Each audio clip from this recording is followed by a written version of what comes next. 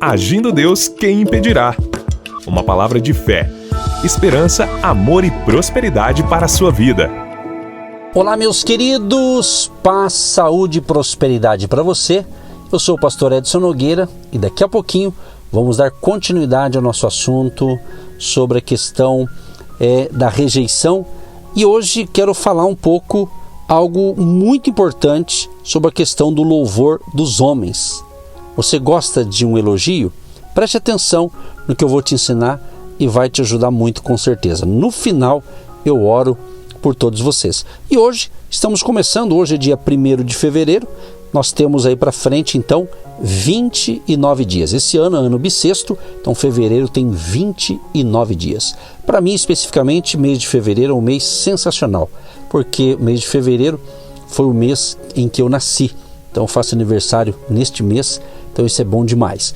E segundo, que eu me casei também no mês de fevereiro. Então fevereiro para mim e para minha esposa é uma alegria total. E eu declaro para você, meu amigo, minha amiga, meu querido e minha querida ouvinte, declaro em nome de Jesus que você tenha 29 dias de fevereiro de bênção, de paz, de saúde e que Deus te livre de todo mal. E espero também que nossas ministrações aqui, nossas reflexões, nossas pérolas de sabedoria esteja ajudando você de alguma maneira, tá bom? Se está ajudando, que você possa aí compartilhar esta mensagem com outras pessoas. De que maneira? Se você ouve por uma determinada emissora de rádio, que você possa divulgar para o pessoal da tua cidade a nos ouvir neste horário. Se você nos ouve pelo canal do YouTube, você pode se inscrever no nosso canal, dar o seu like e compartilhar essas mensagens do nosso canal do YouTube, do Agindo Deus, quem impedirá, e dessa mensagem certamente vai alcançar mais pessoas. Se você divulgar o nosso ministério, pode ter certeza, Deus vai honrar você também. Deus vai anotar tudinho aí para você receber a sua parte, a sua recompensa por semear a palavra de Deus, apoiar o nosso ministério e ainda divulgar as nossas pregações para que outras pessoas também sejam abençoadas. Deixa o Espírito Santo aí te usar, meu querido e minha querida. Um abraço para todos vocês, amamos vocês em Cristo Jesus e lembre-se, com Jesus a vida fica bem mais fácil de viver, porque Ele é a nossa segurança, Ele é a nossa fortaleza e Jesus é o nosso pastor. E Ele, Jesus, como nosso pastor, Ele nos cura, Ele nos restaura e Ele cuida de cada um de nós. Então, meu abraço, meu carinho a todos vocês que têm nos acompanhado e têm sido, assim, alimentados, né, com a palavra que estamos ministrando aqui durante toda a semana. Muito bem, vamos então para o prosseguimento aqui. Hoje eu separei uma porção de um ensinamento que estamos falando aqui já pela segunda semana, como a gente lidar com a rejeição. E tem um fator também, a questão do louvor dos homens. Eu quero iniciar aqui com algumas perguntas. Você busca a aprovação dos homens, ou seja, das pessoas? Quando as pessoas te elogiam, isso fortalece seu senso de autoestima e de autorrealização? E a terceira e última pergunta, você se alimenta do louvor dos homens, ou seja, homens aqui, das pessoas, do ser humano? Bom, diante dessas perguntas, as escrituras são muito claras. Não podemos buscar ativamente o louvor dos homens. Jesus disse: como podeis crer, recebendo honra uns dos outros e não buscando a honra que vem somente de Deus? João 5,44. E após Jesus ter ensinado o povo, a Bíblia notifica isto diante da resposta deles. Apesar de tudo, até muitos dos principais creram nele, mas não o confessavam por causa dos fariseus, para não serem expulsos da sinagoga. João 12,42. Veja bem, Jesus denunciou os líderes religiosos de sua época, porque eles eram guiados pela necessidade de angariar a aprovação dos homens. Então Jesus disse: guardai-vos dos escribas, que querem andar com vestes longas e amam as saudações nas praças, as principais cadeiras nas sinagogas e os primeiros lugares nos banquetes. Lucas 20:46. Ele também acrescentou: fazem todas as obras a fim de serem vistos pelos homens, pois trazem largos filactérios e estendem as franjas de suas vestes. Mateus 23, verso 5. Essas passagens que eu li são particularmente uma ferroada, muitas vezes na nossa vida, por causa do desejo natural da nossa carne, ou da minha carne, de ser notada por homens. Para aqueles que anseiam em agradar o nosso Salvador Jesus, estas palavras nos colocam em alerta total, minha gente. Obviamente, temos que buscar o louvor de Deus e não o louvor dos homens. Pedro, o apóstolo, fez duas declarações relacionadas a este assunto. Pedro e João, porém, lhes disseram: julgai se é justo diante de Deus ouvir antes a vós do que a Deus. Atos 4:19. Ele disse também: Pedro e os apóstolos, porém, responderam: mais importa obedecer a Deus do que aos homens. Atos 5:29. Paulo escreveu: porventura, persuado agora homens ou Deus?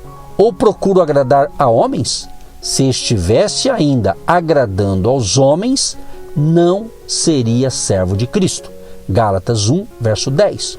Paulo também escreveu isto para os cristãos de Tessalônica. 1 Tessalonicenses 2, do 4 ao 6. Mas, como fomos aprovados por Deus para que o Evangelho nos fosse confiado, assim falamos, não para agradar aos homens, mas a Deus, que prova nosso coração. Porque, como bem sabeis, nunca usamos de palavras lisonjeiras, nem de pretexto de avareza. Deus é testemunha. Não buscamos glória dos homens, nem de vós, nem de outros, ainda que pudéssemos, como apóstolos de Cristo, ser pesados a vós. Interessante esses textos que eu li, gente. Temos que imitar o exemplo do apóstolo Paulo, que não buscava agradar aos homens, mas somente a Deus. Na verdade, Paulo testificou sobre o verdadeiro homem espiritual, dizendo que seu louvor não vem de homens, mas de Deus. Romanos 2:29.